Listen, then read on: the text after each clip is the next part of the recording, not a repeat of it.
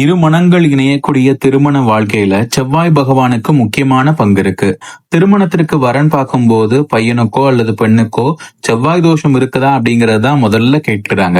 ஒருத்தருடைய ஜனன ஜாதகத்துல லக்னம், சந்திரன், சுக்கிரன் இவங்களுக்கும் செவ்வாய் இருக்கக்கூடிய இடத்துக்கும் இருக்கக்கூடிய தொடர்பை வச்சுதான் செவ்வாய் தோஷம் ஒருத்தருடைய ஜாதகத்துல எந்த அளவுக்கு வலிமையா இருக்கு அப்படிங்கறத கணிக்க முடியும்.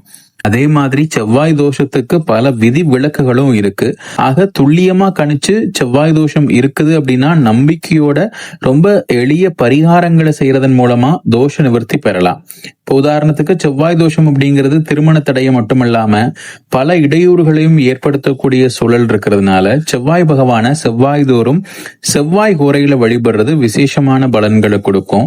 செவ்வாய்க்குரிய கடவுளான முருகப்பெருமான 9 நெய் தீபம் ஏற்றி வழிபடுறதும் இந்த செவ்வாய் தோஷத்துக்கான பாதிப்புகளை குறைக்கும். இன்னும் இதே மாதிரி பல ஜோதிட ஆன்மீக தகவல்களை தெரிஞ்சுக்கிறதுக்கு நம்ம யூடியூப் சேனலை சப்ஸ்கிரைப் பண்ணிக்கோங்க.